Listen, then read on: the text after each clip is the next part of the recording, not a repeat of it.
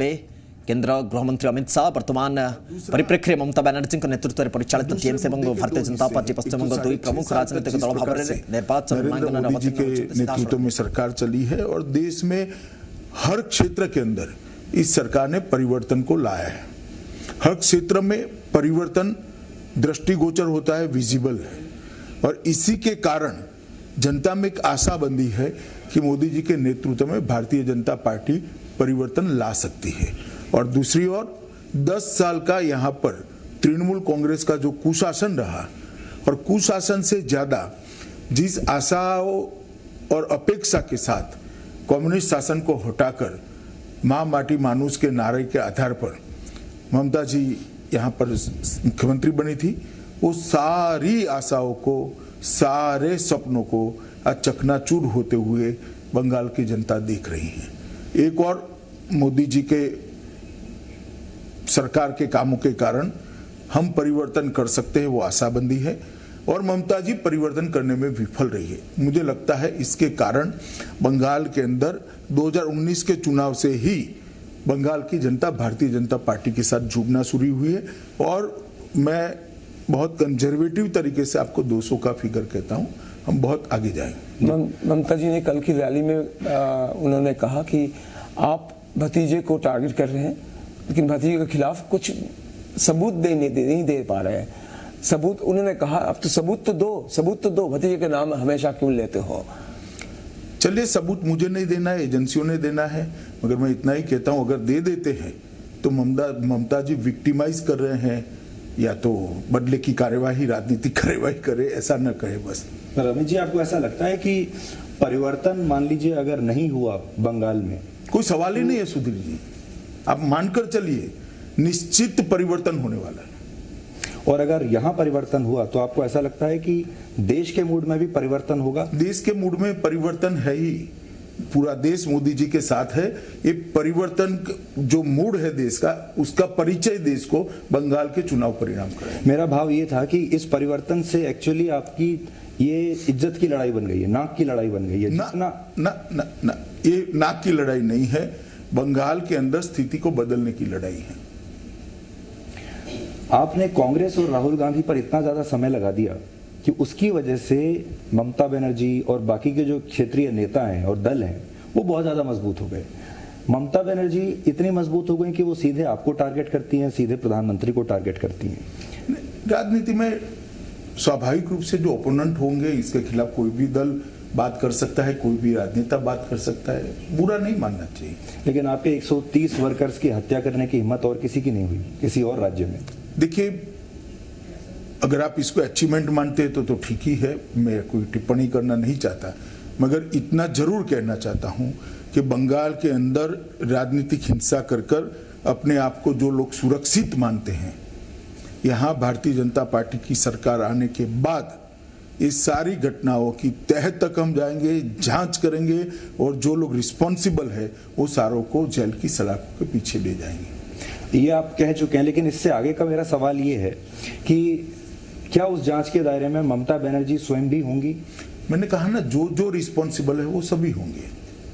पर ममता बनर्जी का नाम नहीं ले रहे हैं आप? नहीं, नाम तो जांच होगी तब लिए जाएंगे, जांच के बगैर मैं नहीं कह सकता। मैं इस किसी भी प्रकार का रिस्पॉन्सिबल स्टेटमेंट करने से आपने 2013 में इस पहले आपने कहा था कि इन्होंने मां शारदा को भी भ्रष्टाचार में जुड़ा दिया है। शारदा केलेंकरी करके, शारदा, नारदा, इतने रोज वैली, इतने सारे जो स्कैम है अभी तक चल रहा है, बहुत दिन हो गया है। ये इसका कोई नतीजा कुछ निकल आ रहा है? क्योंकि लोग चाहते हैं कि ये जो भी भ्रष्टाचार किए हैं, जो भी आरोपी है, जिसके खिलाफ आरोप है, उसको कोई काफी सारी चार्जशीट की है, काफी सारे लोगों को अरेस्ट भी किया है, और निश्चित रूप से लॉजिकल एंड तक जांच पहुंचेगी। इस चुनाव में जय श्री राम ध्वनि को लेकर स्लोगन, एक जनता ने एक जय श्री राम को स्लोगन बना लिए, इसमें एक आक्रोश भी दिखता है। आपको लगता है कि ये तुष्टीकरण के खिलाफ कोई आक्रोश? निश्चित रूप से जय श्री राम बंगाल में कोई धार्मिक नारा नहीं है। जय श्री राम बंगाल के अंदर तुष्टीकरण की पॉलिटिक्स के खिलाफ आक्रोश है। नारों का स्वरूप बदलता है। एक नारा वंदे मातरम, जो एक जमाने में अंग्रेजों की खिलाफत के लिए था, आज वंदे मातरम देशभक्ति को प्रदर्शित कर कर युवाओं को भारत को मजबूत करने की यात्रा में जोड़ने के लिए है। नारों का स्वरूप बदलता है। अयोध्या के वक्त जय श्री राम का नारा जो था और यहाँ पर जो जय श्री राम का नारा था, दोनों में बहुत बड़ा अंतर है। यहाँ जय श्री राम का नारा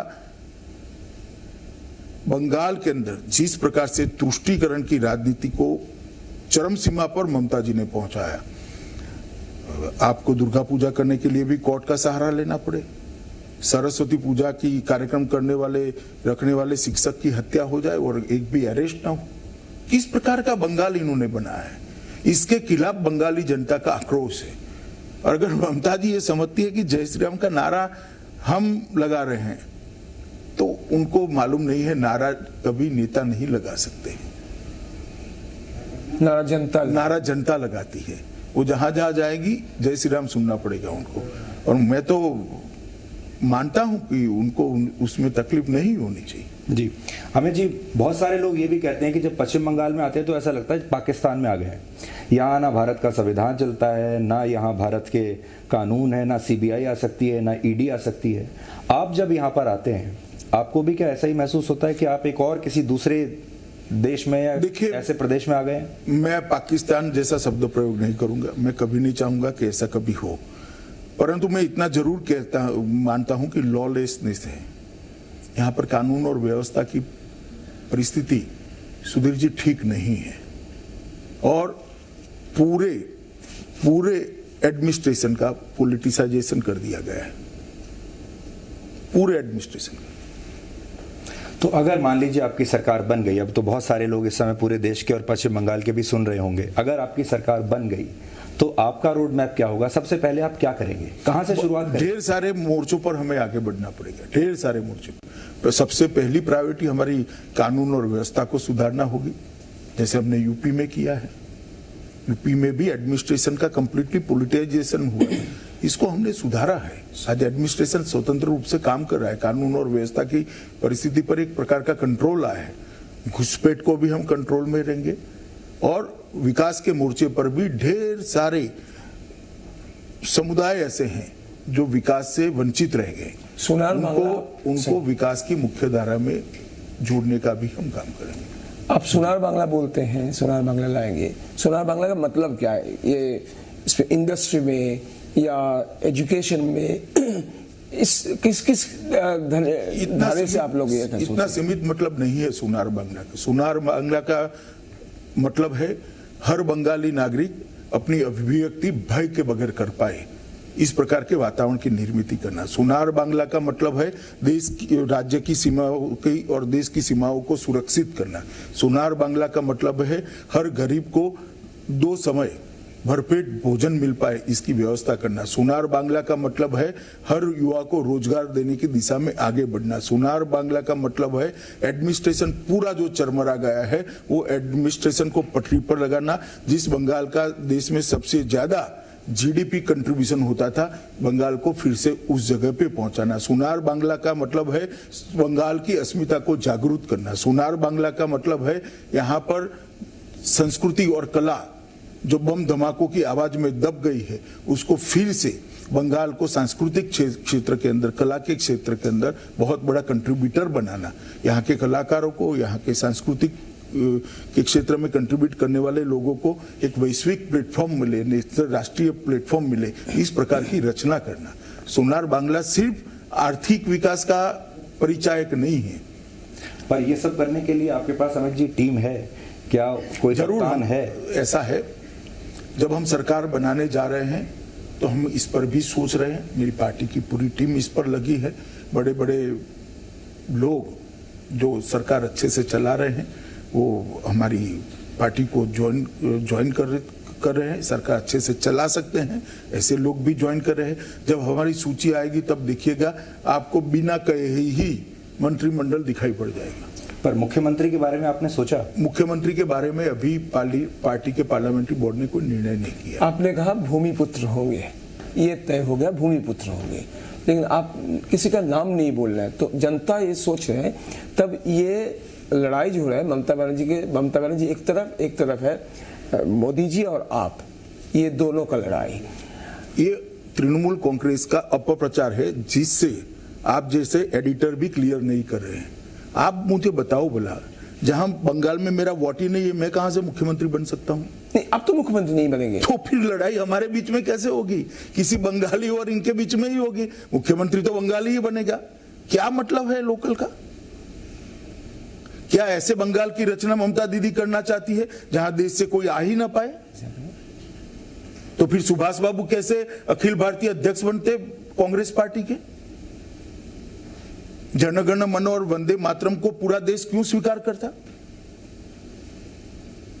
देश की कोई कल्पना है या नहीं है? बाहरी बाहरी बाहरी, मैं 25 बार कह चुका हूं, यहां का मुख्यमंत्री बंगाल में जन्मा हुआ, बंगाल में पड़ा हुआ, यहां का भूमिपुत्र ही बनेगा। और ममता दी अगर चाहती है कि इसमें से बहुत बड़ा भेद खड़ा कर देगी तो वो बंगालियों को जानती नहीं। चलिए, अच्छा है, तो आज आपने स्पष्ट कर दिया कि मुख्यमंत्री कैसा होगा और उसके जो पैरामीटर्स हैं वो कैसे होंगे। आपको ऐसा भी लगता है अमित जी कि ये जो चुनाव है ये प्रचार का नहीं है, ये दुष्प्रचार का चुनाव बन गया है? ना, ऐसा नहीं है। ये चुनाव लोगों की आकांक्षा का चुनाव है, ये चुनाव लोगों के आक्रोश का चुनाव है, और ये चुनाव लोगों के मन में जो परिवर्तन की इच्छा पड़ी है इसका चुनाव है। ना ये प्रचार का है ना दुष्प्रचार का है। आप परिणाम देख लीजिएगा। प्रचार और दुष्प्रचार से कुछ नहीं होता साहब। जनता मन में जो तय कर कर बैठी है वो अभी इसकी अभिव्यक्ति मत के अंदर होगी। और सरकार तृणमूल कांग्रेस की ऑलरेडी जा चुकी है। सरकारें जनता के हृदय में जीती है, सरकारें जनता के मन में जीती है। ये अभी जो सरकार बंगाल में है वो अपना कॉन्स्टिट्यूशनल आयुष्य पूरा कर रही है, संवैधानिक आयुष्य पूरा कर रही है, क्योंकि 5 साल का एक संविधान ने मौका दिया होता है। बाकी जनमानस के अंदर जो बात करें तो सरकार चली जा चुकी, कब की चली जा चुकी। पर आपने तो बहुत चुनाव लड़े हैं पूरे देश भर में, ऐसा जो टॉक्सिक जहरीला माहौल है वो और कहीं इससे पहले देखने को नहीं मिला। आप अलग किसी भी राज्य की तुलना आप कर लीजिए, या तो आपको यहाँ मिलेगा या फिर आपको केरल में मिलेगा। देखिए, यहाँ लंबे समय तक कम्युनिस्टों की शासन रहा, इसके कारण बंगाल की राजनीति में एक हिंसा की संस्कृति आई है जो बंगाल की संस्कृति हो नहीं सकती। मगर मुझे भरोसा है कि इस बार जो परिवर्तन होगा इसके बाद हिंसा की राजनीति में हिंसा की जो संस्कृति, राजनीतिक हिंसा की संस्कृति, इनका हम पूर्ण तरीके से उन्मूलन कर पाएंगे। इस चुनाव में हिंसा की कोई आशंका है? मुझे लगता है जनता का भारतीय जनता पार्टी के साथ जुड़ाव इतनी बड़ी मात्रा में होगा, इतनी बड़ी मात्रा में जनाक्रोश है, इतनी बड़ी मात्रा में परिवर्तन की आकांक्षा है कि गुंडे भी डरेंगे हिंसा करते हुए। लेकिन गुंडे आ चुके हैं चुनाव प्रचार में। नहीं, वो तो है ही, विद्यमान ही है, लाने की जरूरत नहीं है। आप राष्ट्र चुनाव के, पंचायत चुनाव के चुनाव को उठाकर देख लीजिए।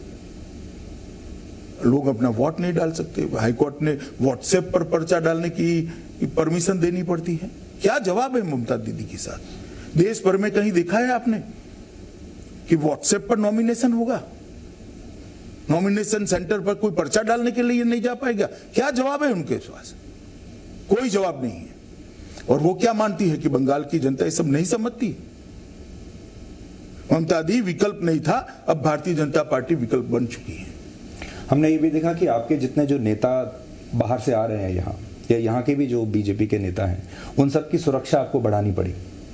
तो इतनी सुरक्षा के बीच में चुनाव प्रचार या चुनाव लड़ना, ये आपकी ताकत को लिमिट नहीं करता?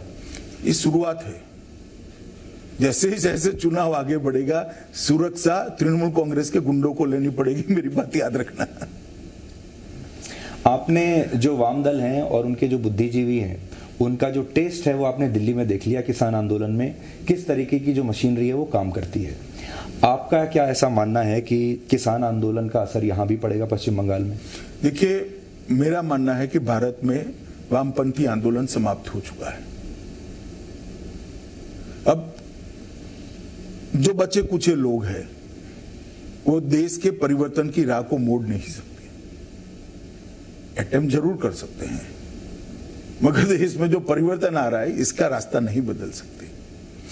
लेकिन जो आंदोलन हुआ कृषि कानूनों को लेकर, उसका आपको लगता है यहाँ भी ये कोई फैक्टर हो सकता है पश्चिम बंगाल में? देखिए भाई, डेमोक्रेसी है, लोकतंत्र है, सभी लोग अपनी अपनी बात रखेंगे। जनता जिस बात को सच्चा मानेगी वो मतपेटी के अंदर इसकी अभिव्यक्ति करेगी। हमने अपना पक्ष रखना चाहिए, उन्होंने अपना पक्ष रखना चाहिए। मगर यहाँ के किसान को 6,000 रुपया चाहिए जो मोदी जी भेज रहे हैं और ममता दी उसको मिलने नहीं दे रही है। मैं सिर्फ इतना पूछना चाहता हूं ममता बनर्जी सरकार से कि बंगाल के गरीब किसान का क्या दोष है कि इसको ये 6,000 रुपया नहीं मिल रहा है। मगर मोदी जी ने आश्वस्त किया, चिंता मत करिए, भारतीय जनता पार्टी की सरकार आते ही पुराना भी देंगे और नया भी देंगे। उनका जाएगा नहीं, इनके बैंक अकाउंट के अंदर कट मनी के बगैर सीधा ट्रांसफर कर देंगे। आपने ये भी कहा कि अगर आपकी सरकार आई तो CAA आप बहुत जल्दी लागू कर देंगे। CAA का सरकार से कोई लेन देन नहीं।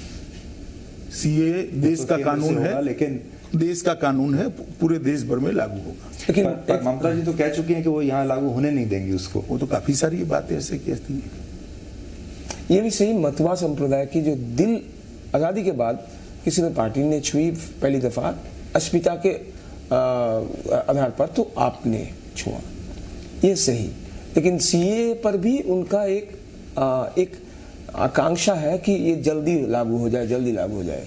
लेकिन वो इस बार भी आप जो आए थे वो सोचा था कि इस बार कुछ बोलेंगे आपने कहा कि टीकाकरण के बाद ये होगा। टीकाकरण के का साथ कैसे ये जुड़ा हुआ है, ये सवाल उन्होंने कुछ लोग उठाया। अब जरा बता दीजिए कि कैसे आपने सोचा टीकाकरण? देखो भाई, सबसे पहले मैं एक बात बता दूं, आप जो सवाल पूछ रहे हो वो तृणमूल कांग्रेस का सवाल है। अच्छा ही हुआ आपने पूछ लिया तो मैं क्लैरिफाई कर पाऊंगा। आप ये समझ लीजिए कि 70 साल से इनको वादा किया गया था, आजादी के वक्त जो कांग्रेस के नेता थे उन्होंने किया था कि बांग्लादेश और पाकिस्तान से, उस वक्त के पूर्वी पाकिस्तान से और पश्चिमी पाकिस्तान से, अफगानिस्तान से जो लोग शरणार्थी के रूप में आते हैं, जो हिंदू, सिख, बौद्ध, जैन हैं, उनको हम नागरिकता देंगे। ये वादा कांग्रेस का किया हुआ वादा था, मगर आज तक किसी ने पूरा नहीं किया। हमने 2018 में बंगाल की जनता को और देश भर में बैठे हुए शरणार्थियों को ये वादा किया कि इसको हम पूरा करेंगे। हम सिटीजनशिप अमेंडमेंट एक्ट लेकर आएंगे और 2020 में 19 में हम एक्ट लेकर आ गए एक ही साल में। तो 70 साल का वादा 70 साल तक कांग्रेस, तृणमूल कांग्रेस, कम्युनिस्ट किसी ने पूरा नहीं किया। हमने एक साल के अंदर पूरा किया है। जहां तक प्रक्रिया पूरी करने का सवाल है, उनको अब कोई निकाल नहीं सकता। पहले ये समझ लीजिए, ये भी भारतीय जनता पार्टी की नरेंद्र मोदी सरकार ने व्यवस्था की है कि 2018 में कि जितने भी शरणार्थी हैं उसको लॉन्ग टर्म वीजा देकर यहां रहने की व्यवस्था करी है। उनको निकाल नहीं सकता कोई। अब जहां तक उनको मताधिकार देने का सवाल है, नागरिक बनाने का सवाल है, ये भी हम जल्द ही करेंगे। और मतवा समाज बहुत अच्छे तरीके से जानता है कि जिन्होंने कुछ नहीं करा और आज भी कह रहे हैं हम नहीं करेंगे, उनको ये सवाल उठाने का अधिकार नहीं। ममता दीदी तो आज भी कह रही है कि हम नहीं देंगे नागरिकता, अब तो आज भी कह रही है। तो भला क्या मतवा समाज ममता दीदी का भरोसा करेगा? और क्यों करेगा? वो तो कह ही रही कि हम तो नहीं देने देंगे आपको, क्योंकि आपको देने से हमारे दूसरे वोट बिगड़ जाते हैं। CAA हमारे लिए राजनीतिक मुद्दा नहीं है। CAA देश ने एक जो वादा किया था, वो करोड़ों लोगों के साथ 70 साल तक जो अन्याय हुआ है, वो अन्याय के परिमार्जन का मुद्दा है। बंगाल की जो संस्कृति है, कल्चर, उसके साथ इस बार चुनाव कैसे जुड़ गया? बहुत बड़े आपके प्रचार में, उनके प्रचार में सभी लोग संस्कृति को लेकर कुछ ज्यादा ही बोल रहे हैं। संस्कृति इस बार चुनावी मुद्दा बन गया है, आपको लग रहा है? इसीलिए चुनावी मुद्दा बना है कि संस्कृति का हास हुआ है। बम धमाके आजादी के बाद वरना बंगाल की संस्कृति नहीं है। ये चुनावी हिंसा बंगाल की संस्कृति नहीं थी। कंजर्वेटिव माइंडसेट से राजनीति चलाना ये बंगाल की संस्कृति नहीं थी। परिवारवाद चलाना बंगाल की संस्कृति नहीं थी। संस्कृति का हास हुआ है, इसीलिए बंगाल की संस्कृति चुनावी मुद्दा बनी और बनना भी चाहिए। अमित जी, आपने बहुत सारे ऐसे लोगों को, नेताओं को लिया अभी बीजेपी में जो कि ममता बनर्जी के बहुत करीबी थे, तो उन्होंने उनके स्टाइल को अच्छी तरह से जाना है। तो क्या आप अब ममता बनर्जी की पूरी स्ट्रैटेजी को डीकोड कर चुके हैं? आपको तो वैसे भी चाणक्य कहा जाता है कि आप डीकोड करते हैं कि सामने वाले की रणनीति क्या है। सुधीर भाई, आप मेरी बात मानकर चलिएगा, कुछ डीकोड करने जैसा नहीं है। बंगाल की जनता ने सारा डीकोड कर चुकी है। आप अभी भी मानकर चलिएगा, ये सरकार बंगाल की जनता के जनमानस से निकल चुकी है। एक संवैधानिक प्रक्रिया बाकी है। तो दूसरा, उसी को मैं घुमाकर पूछता हूं, is Mamata Banerjee over hyped in national politics also and here also? Mamata Banerjee का जो रुतबा दिल्ली में भी आपको देखने को मिलता है, कुछ भी कह देती हैं तो राष्ट्रीय मीडिया में भी छपता है, तो आज आप इनडायरेक्टली ये कह रहे हैं कि ओवर हाइप्ड है? ना, मैं ये नहीं कहता।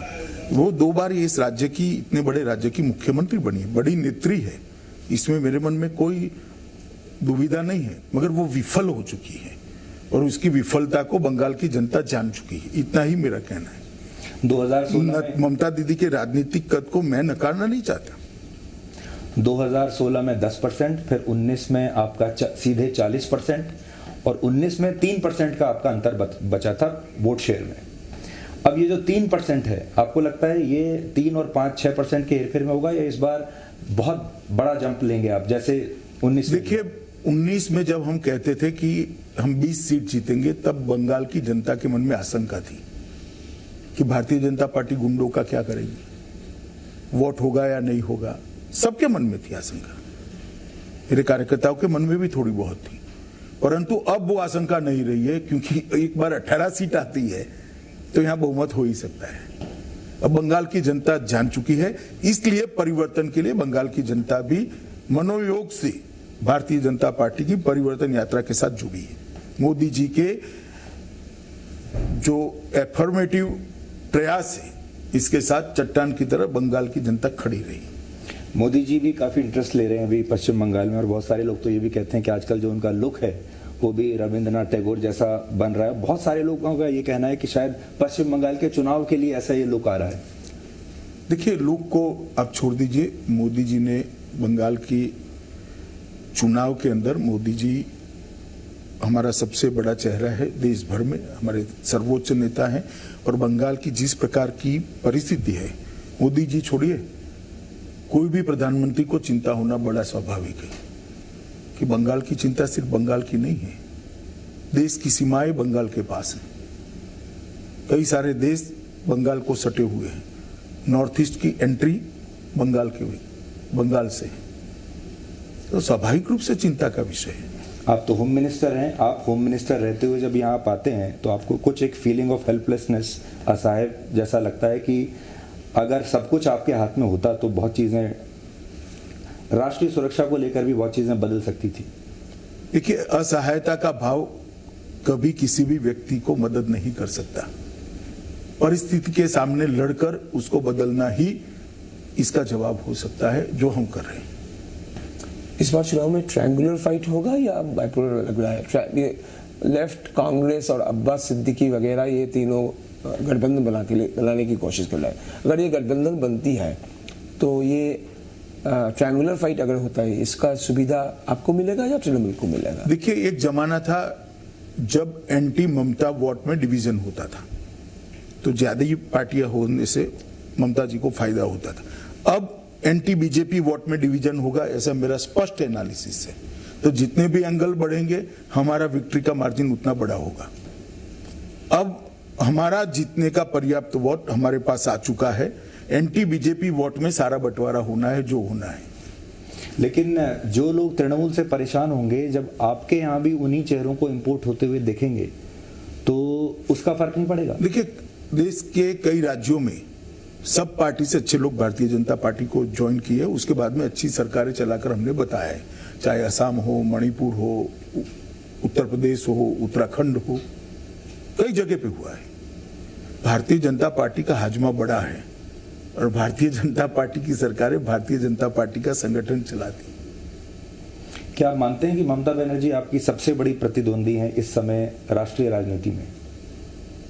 देखिए, मैं इस प्रकार के जवाबों को सीधे जवाब नहीं देना चाहता हूं, मगर मैं इतना कहना चाहता हूं कि मोदी जी के स्पर्धा में नजदीक में भी कोई नहीं है। लेकिन दूर दूर में भी नहीं, बहुत सारे हैं, दिल्ली से लेकर समंदर तक। और एक बार अगर ममता हारी तो आपको लगता है कि देश में जो विपक्ष के खेमे में जो माहौल है उसमें भी परिवर्तन आएगा? मतलब परिवर्तन दो जगह है। देखिए, माहौल तो आइवरी टावर में अगर किसी को जीना है तो हमें कोई आपत्ति नहीं है। देश भर में जितने चुनाव हुए सबके सब भारतीय जनता पार्टी जीत रही। माहौल किस चीज का है? कोई एक नेता विपक्ष का नहीं है, इसका माहौल है क्या? सरकारें उनकी कम होती जा रही है, इसका माहौल है क्या? जनता लगातार मोदी जी को स्वीकृति दे रही, इसका माहौल किस चीज का है? अगर आइवरी टावर में किसी ने जिनाई है तो कौन रोक सकता है भाई उसको? तो इस बार चुनाव में माइनॉरिटी वर्सेस मेजॉरिटी ऐसे चुनाव देखिए, Bharatiya Janata party minority majority की राजनीति में नहीं मानती है। हम संविधान के हिसाब से जाते हैं। वहां नागरिक एक इकाई होती है, माइनॉरिटी मेजॉरिटी कोई इकाई नहीं होती है, सिटीजन इकाई होता है। लेकिन 30% यहाँ मुस्लिम वोट है, वो आप करते रहिए। 30% 40% हमारे लिए 100% बंगाली है जी। लेकिन आपके ऊपर सांप्रदायिकता का आरोप तब भी लगेगा? जरूर लगता है, और ये इंदिरा जी के समय से लगाते हैं। अभी कुछ साल तक लगेगा, उसके बाद में नहीं लगेगा। यहाँ का मीडिया भी, अंजन भी और मैं भी, हम दोनों ही अमित जी आपसे ये जानना चाहते हैं कि आपने खास तौर पर बहुत समय लगाया पश्चिम बंगाल में, और आपका मेरे ख्याल से छठा दौरा होगा ये। नहीं, मैं तो 2017 से लगातार आ रहा हूँ। नहीं, अगर हम 2020 से नवंबर से अगर हम देखें तो 5वां या छठा दौरा आपका जी होगा। जी, बहुत समय आपने लगाया। छठा दौरा है और 14वां दिन है। तो ये कोई खास, ये मिशन आपको जरूर से ज्यादा खास आपको प्रिय है कि ममता बनर्जी को इस बार हटाना ही है? ममता बनर्जी को हटाने का हमारा एजेंडा ही नहीं है। बंगाल के अंदर सुशासन प्रस्थापित करना हमारा एजेंडा है, और एक सरहदी राज्य है, बहुत बड़ा राज्य है, और मोदी जी की विकास की ट्रेन जो चल पड़ी है इसमें जुड़ता भी नहीं है। हम 5 लाख रुपए का आयुष्मान भारत का कार्ड देना चाहते हैं, वो नहीं लेना चाहती। वो न लेना है तो न ले। बंगाल की गरीब जनता को क्यों रोक रहे हो भाई? 5 लाख तक की सारी स्वास्थ्य की सुविधाएं फ्री ऑफ कॉस्ट मिल रही है। आप क्यों बंगाल के गरीब को इसका फायदा नहीं उठाने देते? हम फार्म की सहायता भेजते हैं, ये सारी उनका कैडर पैसा खा जाती है। हाईकोर्ट ने टिप्पणी करनी पड़ती है कि इसकी सीएजे एक स्पेशल टीम बनाकर जांच करें। हम किसान के लिए 6,000 रुपया भेज रहे हैं, नीचे तक पहुंच नहीं रहा है। मछुआरों का रजिस्ट्रेशन नहीं हो रहा है। 115 योजनाएं हैं केंद्र सरकार की सारी योजना के बीच में सबसे बड़ा रोड़ा तृणमूल कांग्रेस सरकार है। आप तो जब कोविड का समय था, हालांकि अब भी है, तब आप पूरा कोऑर्डिनेट कर रहे थे और आप सारे मुख्यमंत्रियों से मिलते थे। उस समय ममता बनर्जी ने आपको कितना सपोर्ट किया कोविड के टाइम? देखिए, मैं ये सारी चीजें इसलिए कहना नहीं चाहता कि सारे मुख्यमंत्रियों ने मोदी जी के समर्थन में और मोदी जी के साथ रहकर अपने अपने राज्यों की लीडरशिप देकर कोविड की लड़ाई इन टोटो भारत बहुत अच्छे तरीके से लड़ा है। मैं इसमें कोई राजनीतिक बात करना नहीं चाहता। आपने कहा पिछले 5 साल में केंद्रीय सरकार 3,59,60,00,000 करोड़ रुपया दिए हैं राज्य को, और ये इनका इस्तेमाल नहीं कर पाए। नहीं, इस्तेमाल कर दिया अपने कार्यकर्ताओं के लिए। आप शायद हिंदी मेरी समझे नहीं है। हमने तो भेज दिया। इन्होंने भ्रष्टाचार कर घर में ले जाने का काम किया। इसका इस्तेमाल जनता के लिए नहीं हुआ है। उसी की आप जांच कराएंगे? नहीं, जांच तो करप्शन जहां जहां है, बंगाल के ओन फंड का भी करप्शन है, तो इसकी जांच नहीं होनी चाहिए क्या? होनी चाहिए। सेंटर फंड छोड़ो।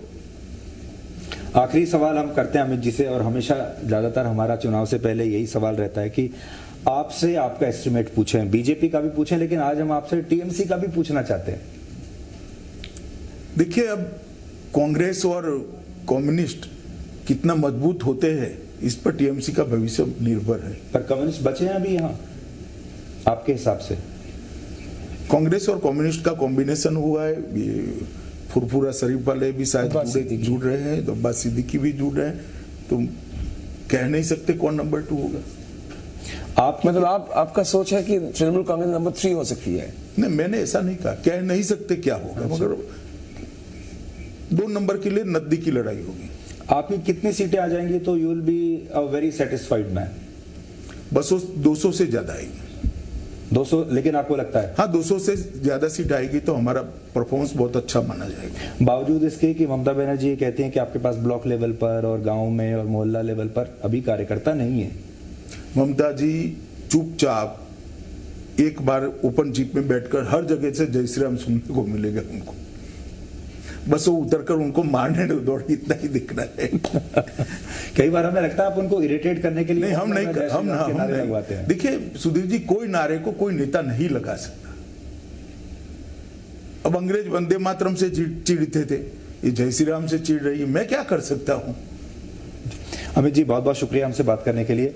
आज हालांकि समय कम था और आपको भी निकलना है, तो हम ज्यादा आपका समय नहीं लेंगे, पर बहुत बहुत शुभकामनाएं। बहुत बहुत धन्यवाद, बहुत बहुत धन्यवाद आपको। और फिर